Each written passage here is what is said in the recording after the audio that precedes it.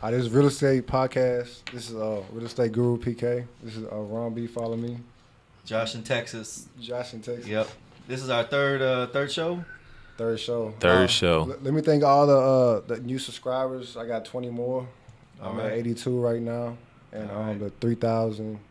I got like 3,000 views. No, not 3,000, like 300 views. 300 views. We gotta start charging them to get 3,000 views. About 300 views. All right, good. So we're just trying to grow our audience, you know? Yeah, thanks for the positive words of encouragement and all that good stuff. So greatly appreciate it. What is a YouTube? It's Real Estate Guru PK. Real Estate Guru PK. Yeah. Go over there, subscribe it, like it, follow it, hit the little bell button. Hit the post notification bell. Please. So you know all the new stuff is dropping. Yeah. So a little bit about Mario. Quick background review. Okay, I'm in real estate. I got 6 rentals. I've done a couple of flips. I worked the majority of my life, and now I'm an entrepreneur and I'm in real estate. Full-time entrepreneur. Yeah. Full-time entrepreneur. You got a degree in business management, right? I got a degree in business management. I don't really promote that because it really didn't help me a lot. Oh, we need to know that though, you know. So good. I really don't promote that at all. Tell the audience who you are, Ron. Me, I am an entrepreneur myself. I have a staffing company, physical therapy, occupational therapy, and speech therapy staffing company. I got into investing when I was about 20 years old. I started with Forex, and then I migrated on to precious metals. And then finally, a few years ago, I got into cryptocurrency, where I did phenomenal in that area. And now I'm trying to get into real estate.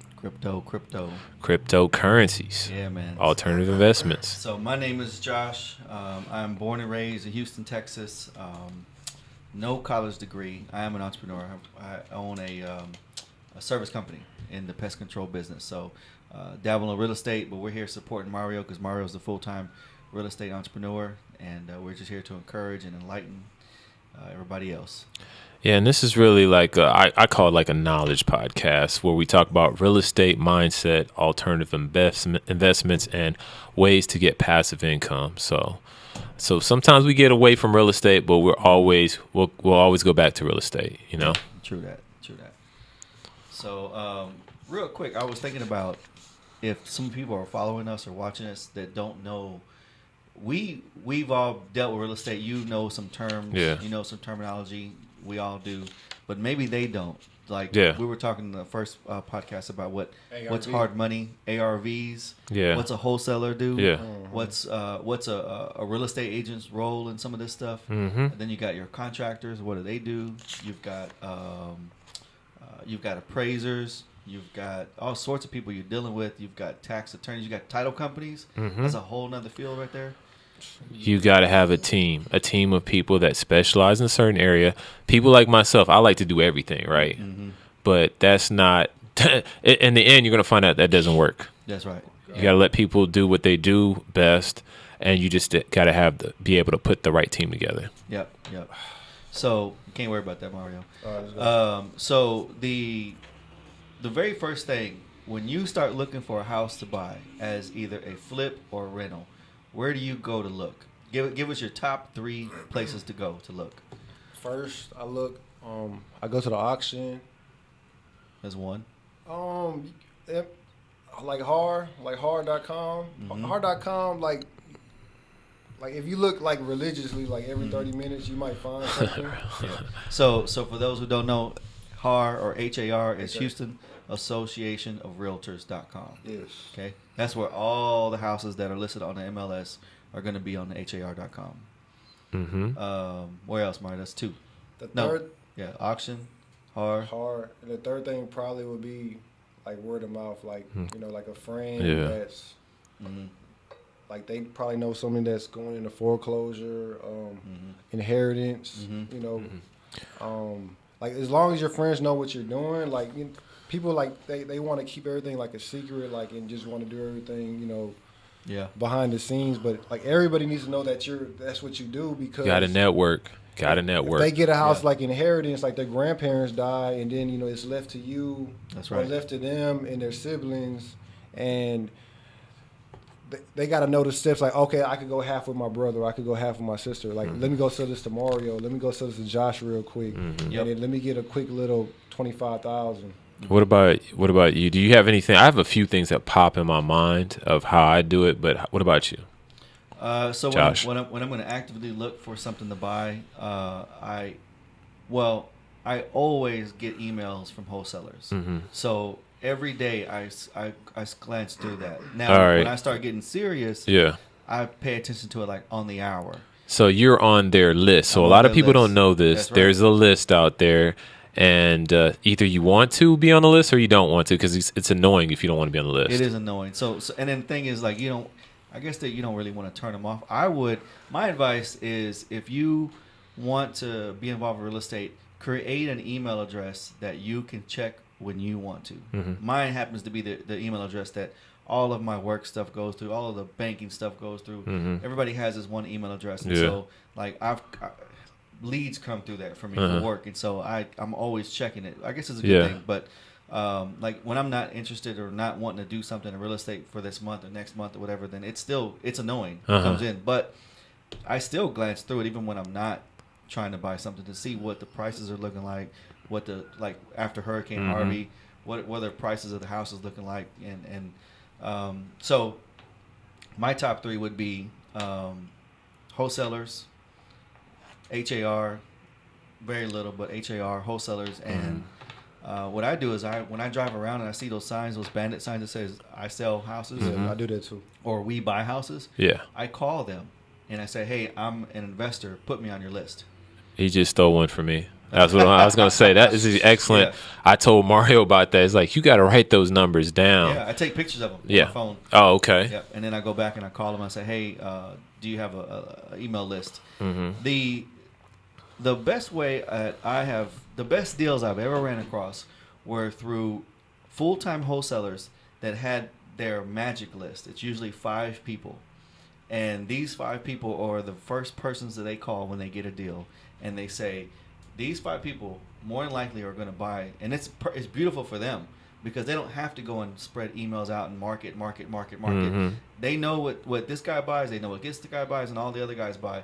And so when they find a house that they know is in your criteria, they say, hey, I got a house for you. And they'll email or call or text those 5 people. And 9 out of 10 times, one of those 5 people buys the house. So you want to be on a wholesaler's buddy list, I call it. In other words, they come to you, they know you buy everything. I started my company 4 years ago, and so I pulled away from that. So the guy that I used to call, call me, I stopped buying from him. So you started your company with real estate? No. Real estate has always been a hobby. Oh, okay. So when I started my company, because my goal is to create a cash cow that brings in money, and I operate the company, and then real estate would be my portfolio. So whereas you're real estate full time, like real estate brings you your income. When I stopped buying from these guys, they stopped calling. Because you're no longer their cash cow guys. Also, hard money lenders, if you get on their list, they have houses that they have on their list. I've had people hit me up, a bunch of them. You don't like that? No, I don't, man. I've never called them, but I'll look on their list, and they'll have pictures and everything set up. So here's my take on that is if they are passing on the deal, then there's something they don't want to do. So it's kind of a conflict. Exactly. But it's a conflict. Jet does it all the time. Jet sends me emails once a week. I was gonna say 30 minutes, and then all their deals are basically somebody that lost their property, somebody that was working on their house, and then they didn't do the rehab wasn't good enough, and then due diligence. And they basically took the house from them, and then now they're trying to recoup their money. So they're trying to pass it on to you. And that's what I figured they were doing. I wasn't sure how they were doing that, but I figured exactly what they're doing. Yeah, but I also understand that they don't want to rehab a project. No. You know what I'm saying? So they'd rather make that spread, that $5,000-$10,000 spread. But you got to understand that the equity is sucked out because of that. And then they'll just make them rentals, and they'll be like, "Oh, you're gonna have a cash flow of $300-$400," but they can't guarantee they can't guarantee that cash flow. If it's golden, why would you pass it to?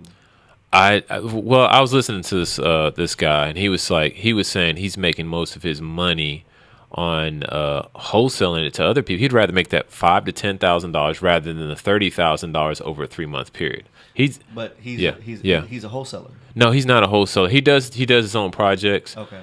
He's actually pretty big YouTuber. I don't want to say his name just because. Is he local? Nah. Okay. Nah, he's not low. I think he's in the Tennessee area or something like that. But he said he makes. It's just less of a headache. If you can make $5,000 or $10,000 real quick, I think basically the thing of wholesaling, it's like you find the deals, right? You find a good deal that works for you, right? And so if you can't find somebody else that you can make that 5 to 10, you just keep the deal and you do the job yourself. That's right. So that's how I look at the wholesaling. So if the deal falls through, you just buy the deal yourself and do it yourself. But then you have to go through the whole contractors and all that other stuff yourself. So what the wholesalers do is their model usually is if they wouldn't buy it, because essentially ethically they can't sell it, then they should buy it. But there's always a legal way out of that as well. So. But I think it's quick money. That's how I look at it. So I don't always think, oh, why aren't you buying it? You know. But at the same time, these wholesalers, they can't really retain a lot of their money. Well, I don't want to say all of them. I'm just going to say like a majority of them. Because, they have rent, they got their bills, and then they're putting all this money into the streets. Like, they're putting like $1,500 or spending thousands of dollars. On marketing? Yeah, marketing. Oh, yeah. I know, like, some people put, like, it's like $1,000 into, like... You talking about stamps, you talking about envelopes, you talking about paper. So that's the other way you market is that, which I was going to say is through the mail. A lot of people they buy these lists, and the lists are you're buying a list of motivated sellers, people that, like you just said, you have people that have just passed away, and then you have their family that are getting real estate that they don't know what to do with, so they want to get rid of it quick. Yep. So you're finding you buy the list, and then you send them out. You spend like, I don't know, about $1,000, and you're just sending it to people in that area, or whatever. Sometimes, and you're targeting certain areas. Sometimes they might budget $1,000, but they might end up spending like $1,500, $2,000. Yeah. And then like they might just get like a couple of callbacks, and then they might go through a drought where they don't have anything solid. Yeah. And they're constantly losing money. So you think so? Yes. I mean, I've never done it. That's why, like, with but I've done it. I know a lot of people that are doing it. And you have to have the cards. They have to say certain. It has to be certain wording to motivate the seller, and you have to send it out multiple times to the same address. So I kind of understand what you're saying. So the guys that do it all the time, like full time, they spend $10,000, $15,000 a month. Like, but these are full-fledged moving businesses where they have an office, they have a acquisition team, they have a sales team, of course they have an owner somewhere. So there are some successful full-time wholesale places that all they do is wholesale.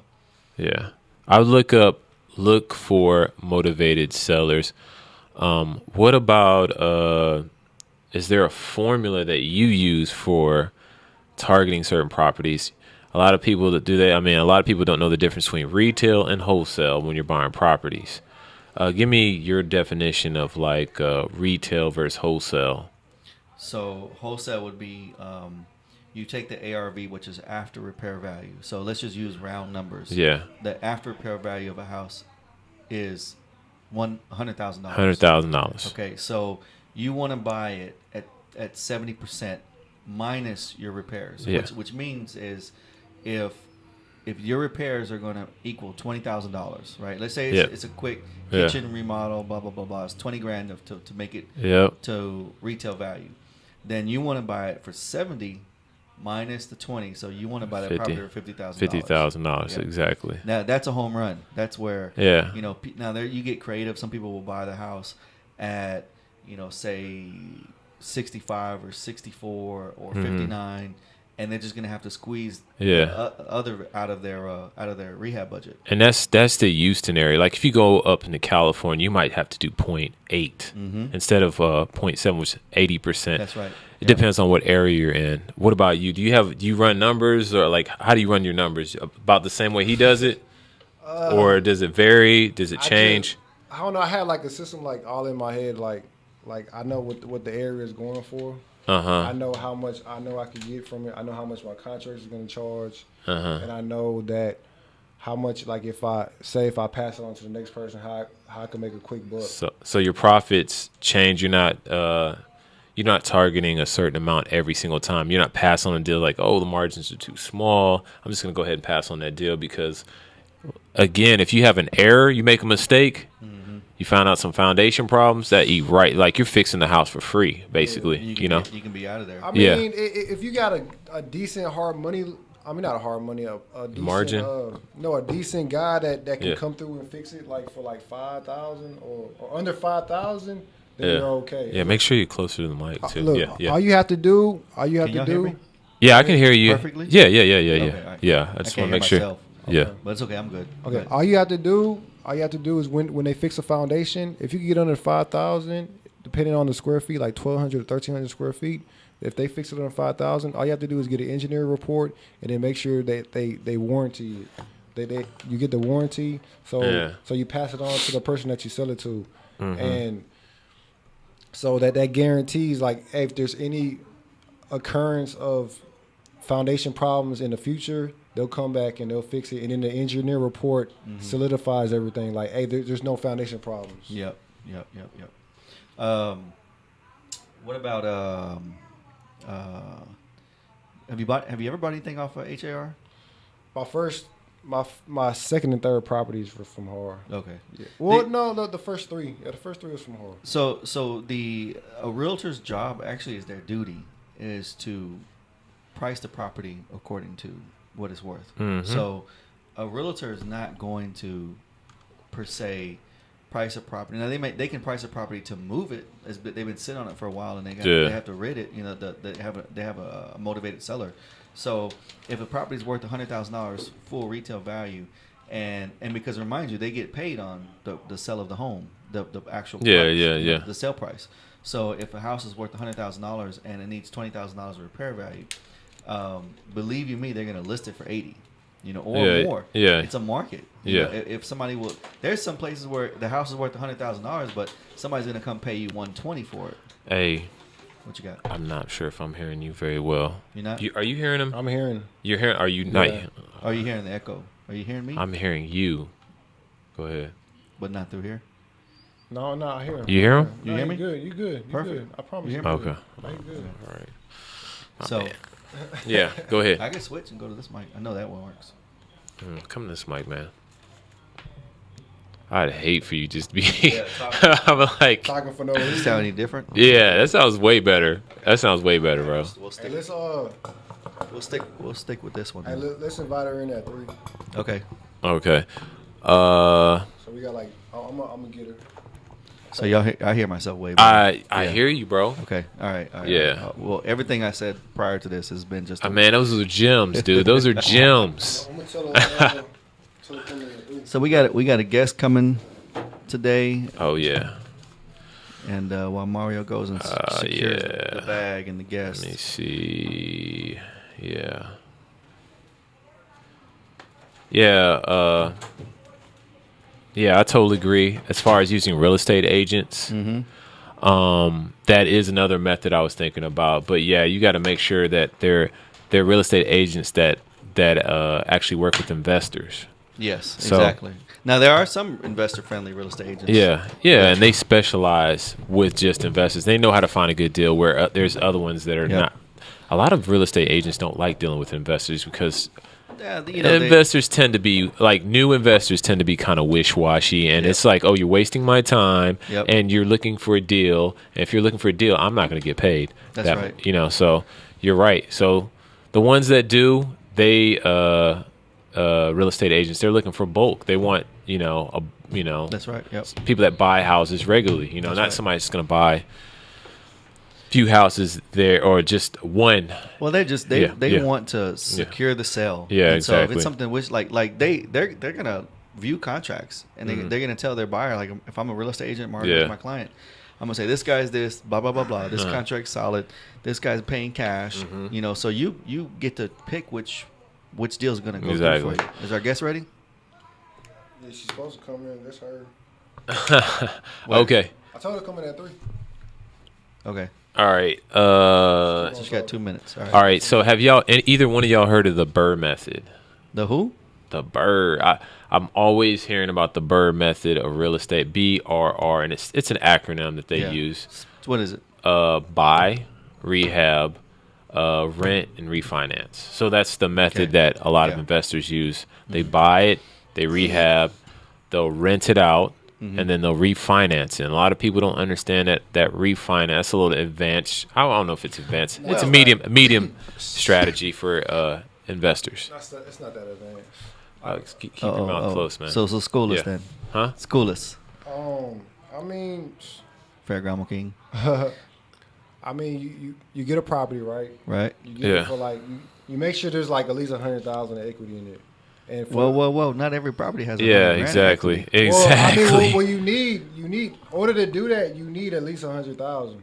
Nah, you're gonna get. Okay, go ahead. No, I said, but the bank is gonna. They're gonna give you 80. Was it 80% of your equity, or 70 to 80%? 70%. Yeah. So some places do 75, right?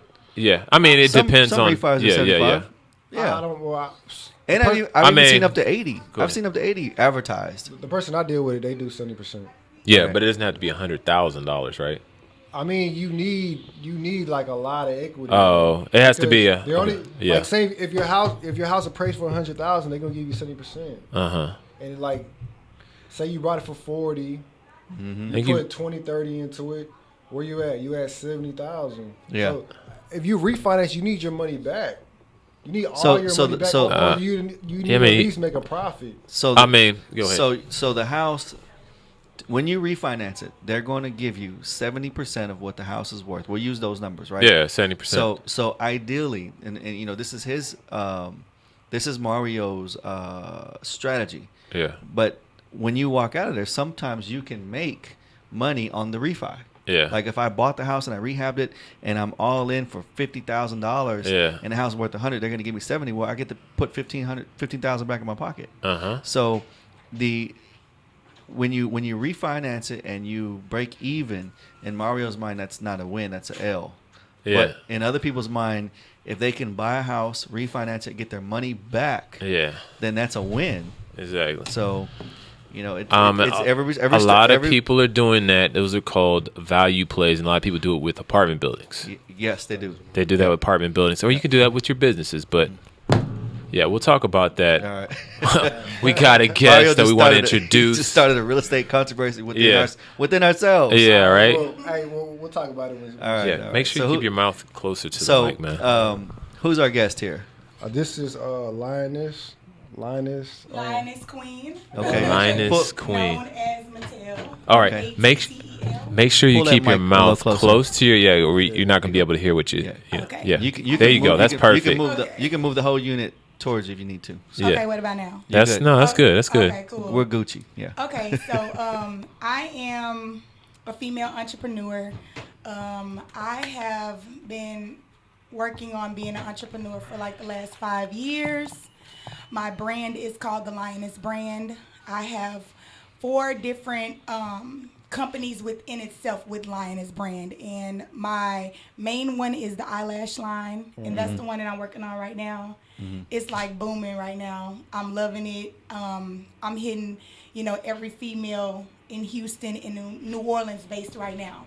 So at this point, that's not saying all my other babies are not my babies, but that's my main focus. I feel like once I get that one off the ground, then my hairline will come. Okay. And then my shoe line will come. And then my boutique is already there. I have a boutique, and it's called Leveled Boutique. And I also have it already branded and stuff like that. I actually had a store here in Houston off of Westheimer and Westheimer and what is the side street? Sorry, y'all. It's been a year. Like Hillgrove? No, it's and y'all know. Just go ahead. Just broad area. You don't have to give us the address. Okay. You know what I'm feeling? I'm feeling confidence. Windrock. There it is. Right? Windrock. Westheimer, Windrock. Go ahead. Sorry, I've been gone from Houston for a year and 4 months. So Yeah. I've been home for a week. So I'm just trying to get my balance back together. I've been back and forth from here in Georgia and Louisiana trying to just get things done. But yes, I had a boutique off of Westheimer and Windrock with one of my really great friends. We are business partners when it comes to the boutique. Yeah, her name is Portia Clark. We actually had the boutique booming. Women were coming in, buying and shopping and stuff like that. And then we went through some trials and tribulations with that, with the store floor caving in. And then, of course, the person that we were renovating from, he did not want to fix it. So we decided to just go ahead and close it down and just do online services. So right now we're in a revamping process. So we're going to be doing like a tour, summer tour, traveling from Dallas and Atlanta, doing like different trunk shows. Gotcha. Like basically getting all the old product out, doing like 50% off sales, 70% off sales, just trying to get it all done so that I can work on opening another one in Georgia, a location in Georgia. So the ladies who are looking for deals go to the trunk shows. Yeah. Okay. Do you know when the next one is? What they do is, we got one coming up in Dallas. I have to look at the date. I think it's in it's this month, but at the end of this month. Where do you have them at? They're different places. Yeah. Like, so what you do is you just go online and see when they're having the next trunk show, and then you pay a fee because you're getting your own table. Gotcha. And then you just basically renovate your little slot out, and then you break even. Pretty much you're supposed to make 2 times of what you spent on the table. So when you get your booth, say for instance a booth is $400, you try to do 2 to 3 times that much with your product. Sure. So you go home with whatever you make. Sure. But we're just trying to get all the old baggage away because I'm trying to do so much stuff. Fashion shows, all that stuff with all the new inventory. Gotcha. So. You got a lot on your plate. I know. You got a lot on your plate. So, but go ahead. So when, like before you was an entrepreneur, what did you do? Like, okay. Give us your background. Go back. Go back to like 18 years old, like high school to 18. Okay. Yeah, give us a brief, Come up, All right, so I was a single mom. I had my first son at 15 years old. Okay. So when I made 19, I got pregnant with my second son. So I decided, what's the best route for me? I tried to go to community college. It was hard to like focus. My parents were doing the best that they could by paying my bills, while I try to focus on school. That didn't work out. So I was like, okay, let me go to cosmetology school. So I decided to go to Paul Mitchell, and I went and got my license. I ended up going there, and then I left there and went to Texas Barber College. And I went to Texas Barber College for the last 3 months of the process, and then I became a hairstylist. I started working at a few salons here in Houston. How did that go? Fast, it's in and out. It's like one of those things where it's like you got to grind to get the clientele. I did better at home than I did in a salon, if that makes sense. So I started off trying to, make money, and it was really rough. Because I would get like 2-3 clients, and then it'd be like, poop, what am I going to do next? So how were you then? Like when? 20. 20? Okay. Yeah, 20, 21. But I had already been doing hair, since I was 15, but just in my house, to be able to buy food, diapers, stuff like that for my kid. Yeah. At 15, going to an all-girls school, I went to Lamar first, but then when I got pregnant, I left.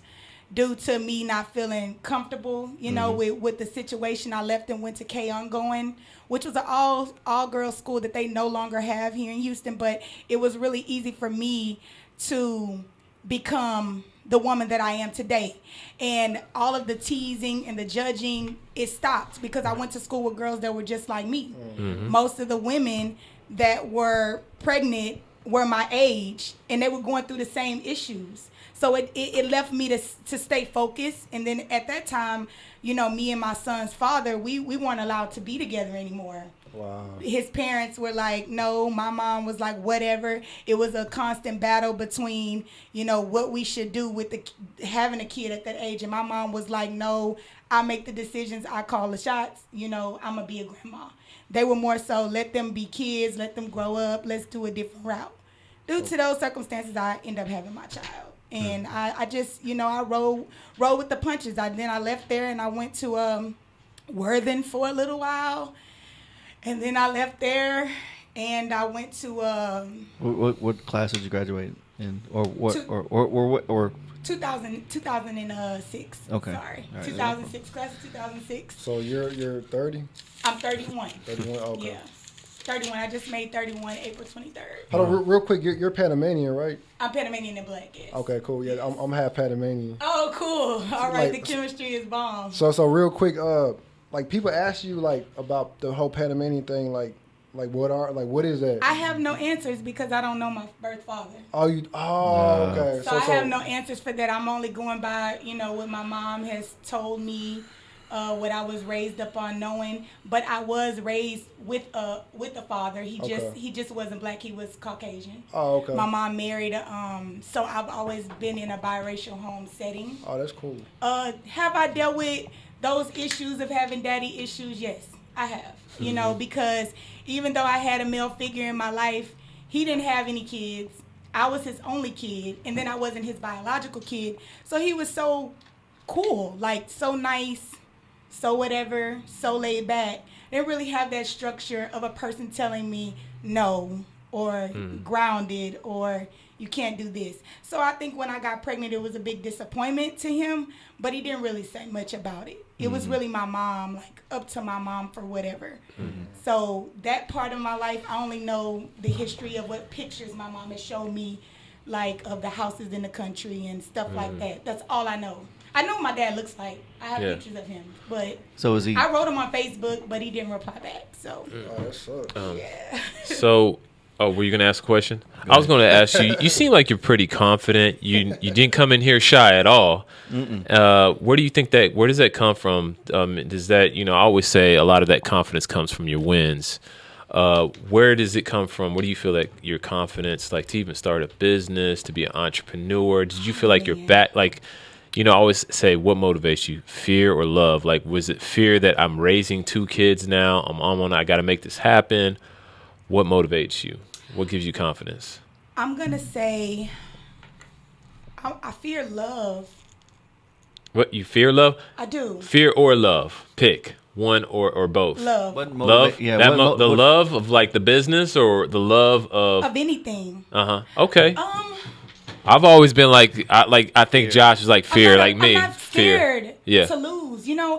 That's awesome. That's awesome. That's good. I took a lot of losses. Let me tell you, it's crazy that you're saying this, and I know I don't have a lot of time, but I really don't speak on stuff like this really that much. But I was in a very, very abusive relationship that was basically a big story on Facebook. Yeah. Like when I tell you, like 5K people were on live. My ex actually went on live and kind of tried to tarnish me as an individual. And I went through a lot with that situation, and I had to bounce back. When did this happen? Like what year? 2016, 15. This so is this just happened. Yeah. Wow. That's the power of social media now. Yeah, like good or bad, right? We didn't work out, and I was like, I came home and was like, I was done. I had been done, but I didn't let people know that I was done. We were still living in the same household because we had things going on.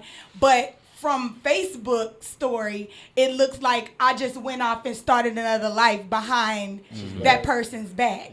But that's not the case. The case was we had already sat down and we talked about how I didn't want to fake the relationship of being happy anymore, and how I wanted to move on, and how I was going to move on, and how we both agreed that very day.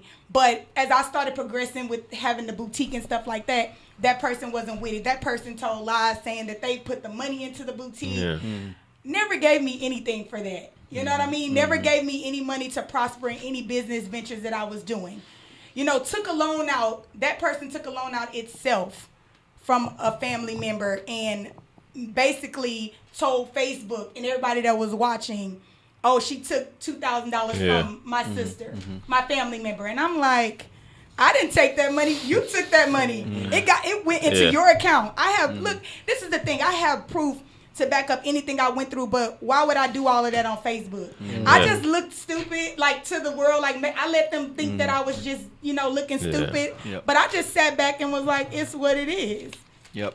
And I just bounced back from that. Like, it was really hard, though, because all the people who were rooting for me and who were coming to my store and who was on my team was second guessing who I was. So right now in 2018, going into 2019, my whole biggest objective is to show them something different. I mean, I was hurt and sad about half of the people who were believing the rumors and the lies because they knew me way before that relationship. So I'm like, if you already knew who I was as an individual, you should have already knew my make. So right now, when it comes to what business are you in right now? Just 1-2 words. What business are you running right now?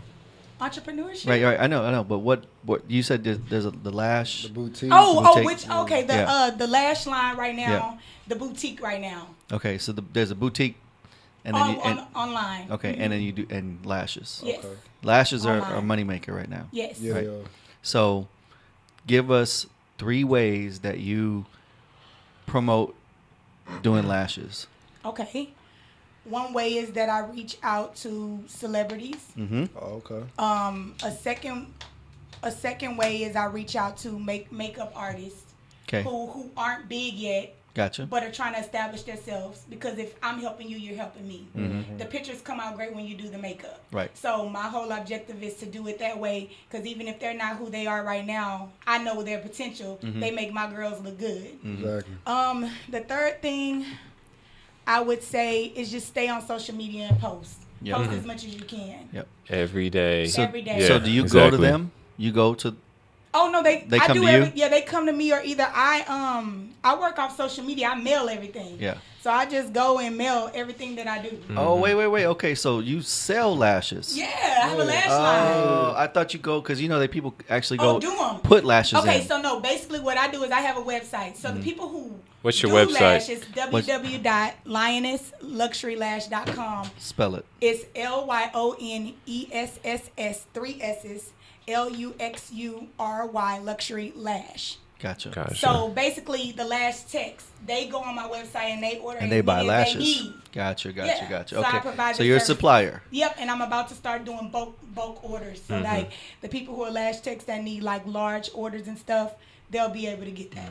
Lash, because the lash techs are what's popping right now. They really are. There's a ton of them on Instagram. That's a term, popping. Yeah, buddy. I typically don't use it, but popping means it's hot. Oh, okay. So gotcha. anyway, so the lash techs buy from her, right? Yep. So do you go out and you look on social media to find the lash techs? No. Like, do I? No. I basically hashtag.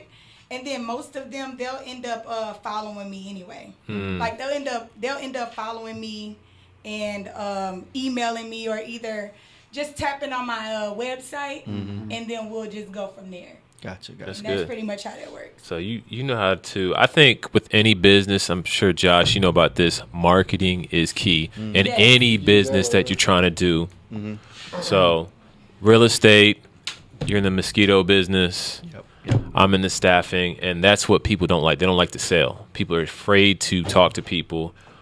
It's great to have a product that sells itself. I love. That's why I don't like selling, but it's. I do. I love selling. I don't like selling. It's I love selling. I don't like selling. It does. Yeah. One is it's a trainable skill. Yeah. So I can train any one of you guys to sell. Yeah. And to sell well. But in any business, if you don't sell anything, you don't make any money. Right. Yeah. If you don't sell. Well, let me ask both of y'all questions. So, do you have a sales team? And do you have a sales team? I don't have a sales team. I kind of like work for myself. Like, I have best friends. Now, my best friends are very loyal to me. So what I do is my best friends, they repost, they even buy. You know what I mean? So those girls, they share my information and let everybody know what I got going on at all times. But man, I really just reach out to almost everybody. Like, I send DMs every day. If I open my DMs to a lot of celebrities and they don't write back, you can't. Most of them don't write back. I have like 4 that write back. You can't have like. I'm not gonna even say their names because I'm gonna be actually working with. I have something coming up this Thursday. with a celebrity, which Word. is so awesome because they're getting ready for Essence. Okay. Yeah. So they're going to be marketing wearing my lashes, you know what I'm saying? So that's going to be super dope. Like I said, I have right now 5 celebrities in my lashes right now. Oh, and wild. so this right here is just the beginning for me to start in January and to be where I am this fast. I can only thank God for that. All right. I got another question for you. What's up? All right. You gonna Keep them coming. You- I got all day. All right. I You got gonna- all day. We don't. You're gonna We make don't have all those. day. You're gonna make those stacks, right? Those Right. stacks of cash, right? Right. So Okay. what are you gonna do with it? What are you gonna do? How are you gonna invest it? And that's the key is because I see there's cycles, right? There's cycles in everything. There's cycles in the mosquito business. There's cycles, and I'm in staffing. Like, what are you gonna do to make sure that your future is solid to where that one day you can retire? Are you gonna just spend your money? Are you gonna save your money? Or are you gonna find something to invest it in? I'm Or- definitely going to invest my money. I actually have been Yeah. talking to my partner. We're already starting stocks and bonds. Uh-huh. It's new to me, but Uh-huh. I'm learning. I think I'm like 2 months into learning stocks Yeah. and bonds, like really learning it. I mean, I hear It's- about it all the time, but Yeah. to know the depth of checking in and checking out to see what's Yeah. going on with your profits and stuff. So I'm working on a stocks and bonds thing, and then I'm trying to figure out right now what I'm gonna invest in, but I am gonna invest All in right. something. Can I open your mind to Yeah. real estate? Because I hear the stocks and Yeah. bonds, they are complicated. I have thought about real Yeah. estate, so let's And talk. okay, so Apartment real complex is what I estate. want. Okay, All right.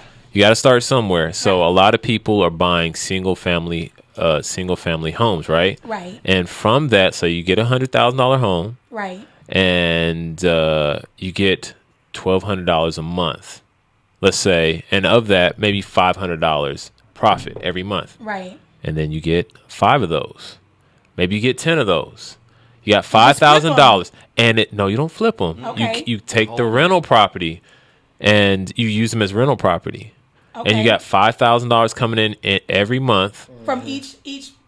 No, unit. no, Okay. no, no, no. You got Okay. $500, but you got 10 houses, Okay, right? 10 Right. houses. Yeah, yeah. Okay. And so, I mean, that's kind of like what I tell people. It's like invest in real estate because not only that, it grows in value. Because People are never going to be homeless, and they're always going to need somewhere to stay. exactly, it's so intuitive. Right. Some of it's not intuitive. Like dealing with tenants is not intuitive because you'll have your cousin say, "Hey, you got some property? Let me go ahead and rent it out to me." Your Right. cousin says, I just lost my job. Can can't- you help me out? So Yeah. you there's certain things about real estate you have to learn Right. because, but no, I'm just saying stocks and bonds, they don't provide you income a lot of times every month. Right, You know, they don't. so If she gets a management company, she'll be good. no, I would, I would start with like if you don't want to manage the property yourself, I'd say get a management property. But I was just saying that just Yeah, put those no, seeds that's in your it. head Yes. because you said I'm stocks and learning. bonds. I love it. I love it. Stocks and bonds. But you're gonna, like I said, you're gonna make a lot of money.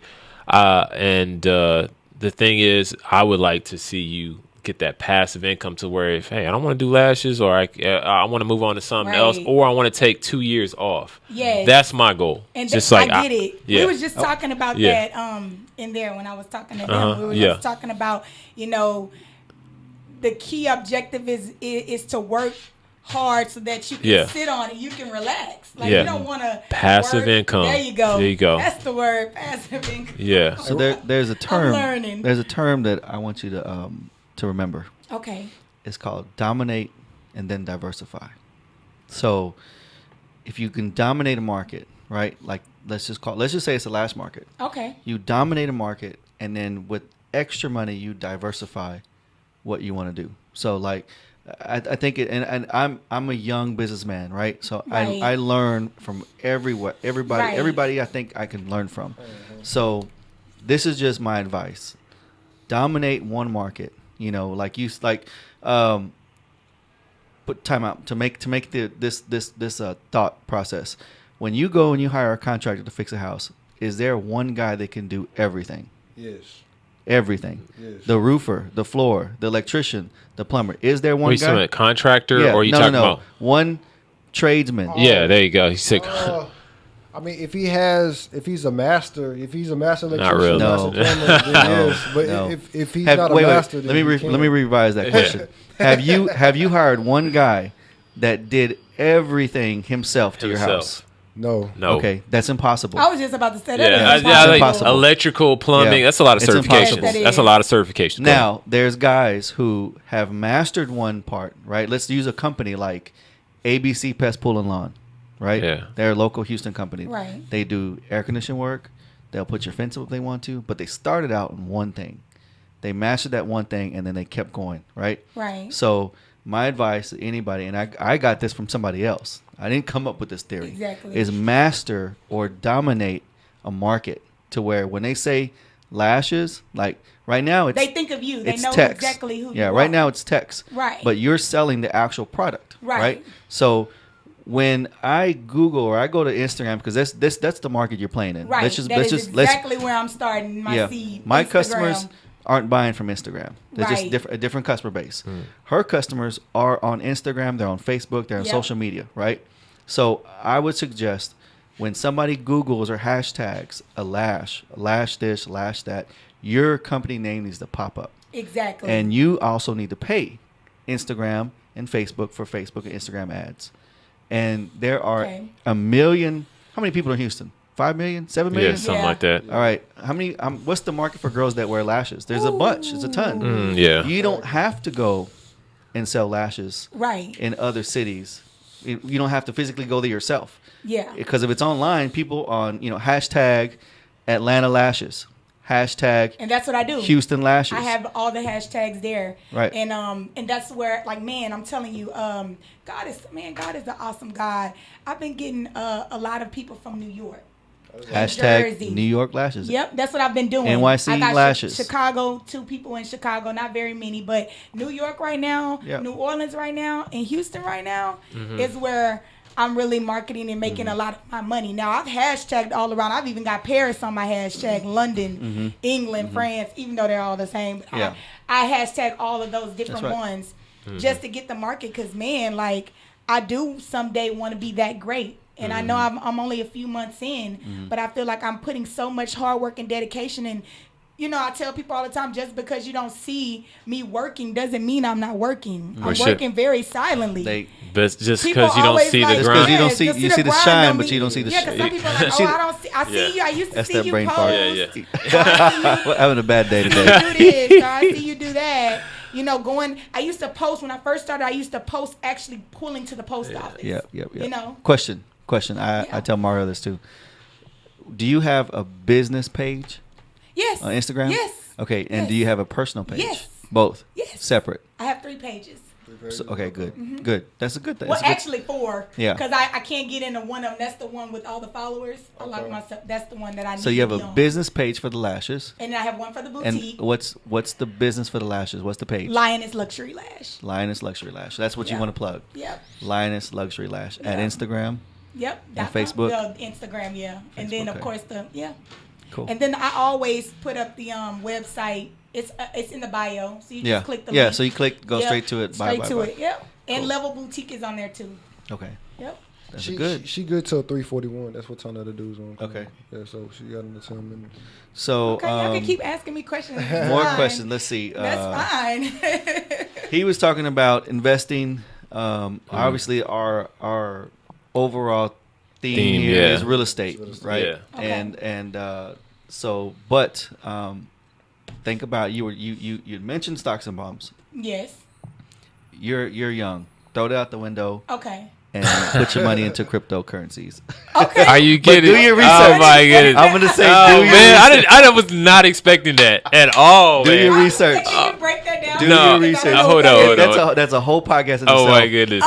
We need to have a whole conversation. Cryptocurrencies. Oh my goodness. But, all right, go ahead, Ron. Go ahead. Plug no, I don't. You know what? I do. I've made a lot of money from, or I won't say that. I know. People get at. I've done well. I've done well in cryptocurrencies, but I don't go and tell people to invest. It's you heard of Bitcoin, right? No. You've never heard of Bitcoin? Oh. So it's all right. Yeah. Do your. Oh my God! Yeah, Quick crash course. All right. You buy things with the U.S. dollar. Yes. Yeah. Do you have a dollar in your purse? Yes. Okay, so that's how you purchase items. There's a digital currency which people can purchase things and or make transactions with. So it's digital. You don't have it in your hand, but the way that everybody thinks is that that's going to be the future because it's worldwide. Right. If you take your dollar out of your purse and go into Europe, it's worth a different price. Right. Okay. Definitely. If then you have to go through an exchange and also, we're getting into money. That's his forte. Yeah. So but shoot, I can learn the all digital- different angles Look, of it. just do some research. I wouldn't recommend getting into Bitcoin right now. I would get into something like Ripple or something like that. But just do your research. If you're new to it, just do research before you get into it. Because it doesn't. It's not for everybody. I would say it's going to be for everybody. Focus at some point. At some point, okay. Focus on real estate as maybe an avenue because it's tangible. Get a mentor if you're thinking about or somebody you can ask, because a lot of people, I'm gonna buy real estate, and they start buying condos, and then condos have homeowner that you get monthly fees and stuff like that. I don't recommend condos. And they're cheap. That's I mean that's it's a low way to start, right? Yeah, but that's not good because you got to pay these fees and stuff. You can buy a whole bunch of condos, but then you can get a whole bunch of headaches too. Yeah. So just get a mentor. I would think about real estate because that's more. It's a a little bit intuitive. Later on in life, Yeah, I do. They have some clubs out here. I'm not going to mention them right now. Okay. But they got clubs that kind of opened my mind up to apartment complex. I was like, man, I'd never be able to own. You have to have millions of dollars to own a complex. Not really. You can buy a 40-unit apartment complex for like $2 million, or $1 million. Okay. So if you have $1 million, if it costs $1 million, you can put 20% down, which is $200,000, right? Okay. And so you can have an apartment complex for $200,000, and then you get a loan for the rest. And that's a lot of people got $200,000 in their 401ks or something like that. So it's possible. You know what I'm saying? That's my goal. It's obtainable, even for cheaper than that. Yep. So, yep. But or what? Or find somebody that you know and you trust. Mm-hmm. Right, that's hard to find these days. I was just about to say that. Good luck to that. Yeah. But find somebody, befriend somebody who like let's say a Mario or somebody like that, who you can say, hey, here's when the last business is. I use the term popping. Popping. Go ahead, popping. And you're in your cash flow and you're bringing in money, right? Just coming in. I love how we speak in facts right now. Yeah. Right. So you're bringing in money. What do you do with excess? Like, what do you do with it? Put it to the side until you got something enough to say, hey, look, how do I trust this to you? Now, there's a way to do it legally where that's what I was about to say. You're on the deed. You're not just giving him cash. Yeah. Right. You're on the deed. In other words, you now become a lender. You're on the deed on that house. If he doesn't do something right, guess what? You own the property. Right. Right? So find somebody you can trust to do that to and say, hey, look, here's the money I've made off of what I'm doing over here and it's working. Because in any business, there's ups and downs and you can have a lot of ups, and then what do you do with it? Like, you're not just going to, buy Ferragamo belts all the time. Yeah. Nope. That's just I think Ferragamo King. Yeah. Is it really? It's a joke. It's a joke. It's only got 2 belts. It's a joke. He only got 2 belts. It's a joke. That brings up another thing is like saving. So you're just now getting your business is popping, and we say so you're gonna be making. Let's say you make twice what you're making now or 3 times what you're making. You know what most people do? Increase their lifestyle. They increase their liabilities, get a nicer car, bigger house and stuff like that. Class. So you're still at the same point you were before, but now you got more things. Right. And now you have less time because you're working harder, but to keep that lifestyle. Exactly. afloat. You're working harder just to keep the lifestyle. So now you got more things, but now you don't have more time. You see what I'm saying? Let me say something real quick. I always tell everybody I got a house for $7,200. Like I got that at the auction for $7,200. Yeah. Like, I remember that one. It was like a half a house. It was like coming down, but it was still $7,200. No. I mean that's a good example. Yeah. I think that's gonna be a little intimidating. Like for me, if I saw a $7,200 house and it was just almost just a plot of land or something, I might have to pass on that. You know what I'm saying? But the property itself is worth the land by itself is worth 15. It's still No, like 150, 20, right? 25 now. Okay, so give me $7,000 right now, and I'll give you 14 back. Yeah. Is that not no, right? I agree when you run the numbers. Yeah. But I was saying for a that's newbie. Where that confidence comes in at. Exactly. It comes into play and there say, you you know go. what, hey, I feed off of stuff like that. I get a rush for having to do something harder, twice as harder, and it's not easy. I'm like, oh my God, I'm wrecking my brain. Like, how am I going to do this? Like, I've had plenty of nights where I've cried trying to figure out how I'm going to market myself and do and be great. So it's just going to give you a rush. It's okay, go for it. Yeah, she got good confidence. But we're talking facts. What? Like, you can look that up and see what it's worth. No, I agree. I agree totally. I was just saying for a noob. Yeah. Like, it's scary. Newbies don't want to like deal with hard problems. They want something simple and easy. Yeah. So get a couple of rehabs under your belt or something like that, and you're like, okay, I'll do it. You know, or some people are fearless. You know what I'm saying? They're fearless, but get the right team together. I don't fear anything, but I think love. Seriously, that's the about love. The thing. Passion. That's what I say to people. Whatever you're doing, if you're going to be successful if you're passionate about it. Right. You know what I'm saying? So enjoy what you're doing, you know, you got to. And you know that's what's going to motivate you during hard times. Yeah, use your losses as what we were talking about earlier when you're giving us your background. Yes. Use your losses to, well, not only as lessons, but use them to change. Like in other words, you've seen the L's.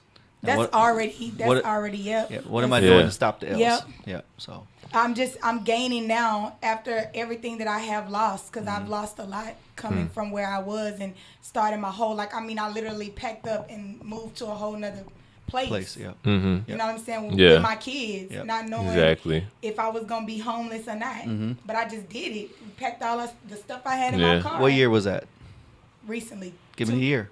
2016. Okay. So that might terrify somebody to death, right?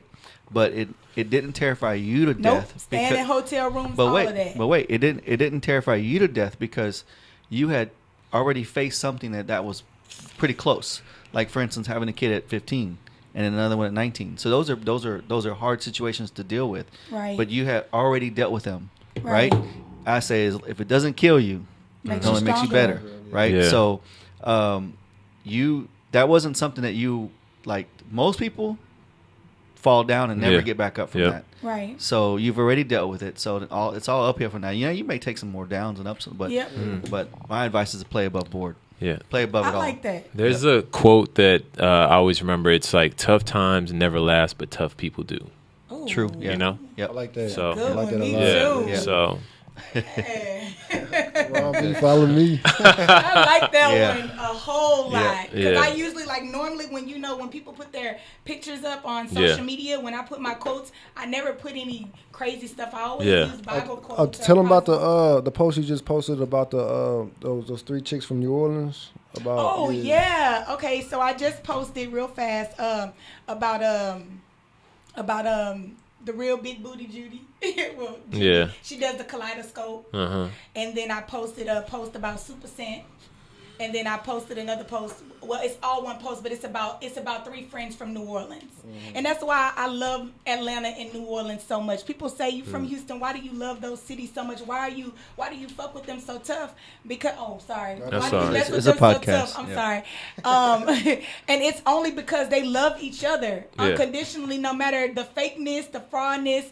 I slept with your dude, you slept with my girl. If a party coming up or if you selling something, they on their way. They're not gonna hold a grudge from trying to see you succeed. So I put a post up basically stating these 3 best friends helped each other become who they are today, and now all 3 of them are millionaires. And well, not millionaires, but all 3 of them have doing well. Yeah, they're doing well. Yeah, but they'll be millionaires. I'm gonna claim that for them because they're really good women. I follow all 3 of them, and just watching the way that they work and the hard dedication that they put into it. Sometimes I wish I had a team like that, but I have so many people around me that either are trying to to do the same thing I'm doing, where it makes it hard for me to help them, because it's like but they're all three doing something different, so they're able to help each other. Yep. You know, I have friends that'll come to me and be like, "Oh, I'm thinking about doing this," but I'm like, "Oh, well, that's what I'm doing, so I can try my best to help you, but I can't really buy from you because I'm trying to buy for myself." Exactly. So it makes it hard for me to be that friend to give that to them,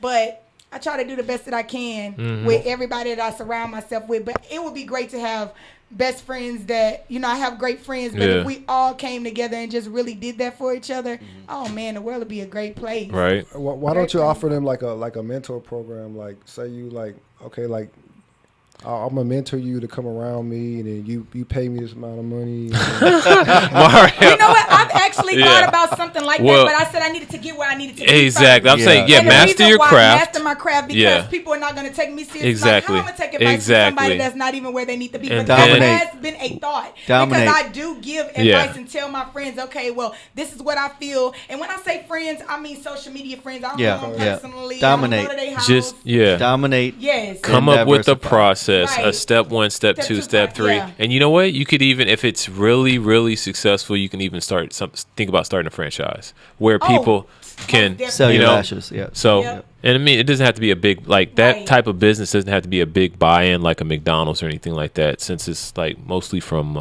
you're doing it mostly from your home or your home office, right? My home office. So, have you thought about going on Shark Tank? No, I haven't. You telling me all this new stuff. I don't even know what that is, man. What's that? If you go to, like, okay, every night I'm looking at Shark Tank, I'm looking at The Profit, like I'm looking at these like entrepreneur programs. Basically, like Shark Tank is like, it's like 4 or 5 big. They're basically like billionaires or about to be. Yeah, they're billionaires. They are the Shark Tank guys. Yeah. Like Mark Cuban. Mark Cuban's a billionaire. I think they got hundreds of millions of dollars at least. You know. Yeah, they're almost, not all of them are there, but the majority are. It's like Damon John. He's the one that did FUBU. Mark Cuban. He owns the Dallas Mavericks. And then it's like 2, 3 other ones. I really don't know their background. One of the ladies is like the queen of QVC. You know, where you used to buy, people used to shop through their TVs. Yeah. Right. Yeah. So. See, my problem right now is my presentation for my lashes. Yeah. Okay. Like, I'm trying to build a good presentation marketing skill, because like my lash boxes, I feel, are starting to be boxes that people are starting to use. Gotcha. And I don't want to be like sound like this person, but I mean, I started placing my lashes in a certain type of form, and now I'm starting to see other girls do the same exact thing, because it was a cheap way to go, and because it was easy for me. Now I have to rebrand myself and market in a whole different way. So that's what I'm working on. That means you figured out a problem. You pioneered it, and if other people follow what you're doing, then it has to work. So you don't necessarily have to change that. Okay. You brand your name. Yeah. Like.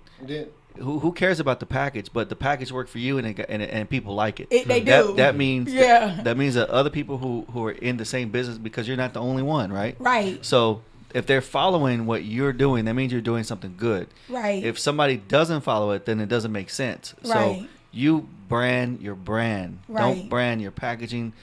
You brand my brand. Yes, right. So people are gonna know right off the top, hey, she did it, and that's me speaking on. We were just talking about Super Scent and her team. She's got the crayon case. I thought that was a dope concept. Everything looks like pencils, colored pencils, markers. You know, like school supplies. Yeah. But it's all makeup. Yeah. That's the dopest concept I've ever heard, I think, in this day and age. So I gotta come up with something dope like that. Not like that, but dope. That's gonna be catchy to where people are like, ain't nobody doing that, because ain't nobody doing that by her. I think big ups to her. I love 2%. Sorry. That's what's up. She's somebody that I look at and like I'm saying, dang, Yep. I mean, everybody got that person that you gotta have. That's what we were talking about. Mentors. Like, do you have a mentor? You can't be afraid. Well, I've reached out, but I mean, of course, she's busy, so of course we're not friends. But hopefully, one day she can see the grind and it comes her way, and then she say, "Okay, I see this chick. She's always doing that," and then we can get somewhere. Because I mean, if I had to work with anybody, it would probably be somebody from their group, their circle. And the reason I say that is because their love is real. It's genuine. Yeah. They fake. Yeah. That's what I was talking about Shark Tank, because like if you got on there, you'll be like, hey, cool, I'll sell y'all 5% or 10% of the equity in my brand. I'm gonna do that too. You know that, right? No, hey. Let her get off the ground, make it a massive success. Don't. So then when I present it to them, they're like, yes, I have something to go That's what I hate about Shark Tank. Like, they ask, well, how much have you made yet? And then like, oh, we haven't started yet. We're in the pre phase or whatever. But they'll buy. Is she grossed enough? Like, hey, look, I sold like 20,000 units in the last couple of months. Mm-hmm. Like Damien John would be. Yeah, like, but you're gonna get a lower offer though. Yeah. But I mean that's cool. But what I'm telling her to do is the mentorship. Like she got Damien John and all his connections, or she got Mark Cuban and all his connections. Like that's awesome to me. Yeah. Hopefully one day I have somebody to back me up. Like, cause I mean everybody needs that. I'm not saying like I need a person to really, but everybody needs somebody to just be involved. Cause sometimes it's stressful and I have questions. Sometimes like I'm confused. I'm like, man, I'm making this decision, but am I making the right decision? I do that every day. Yeah. Get a team. That's what I say, because you can't do everything. You can't. A team, no, you have to surround yourself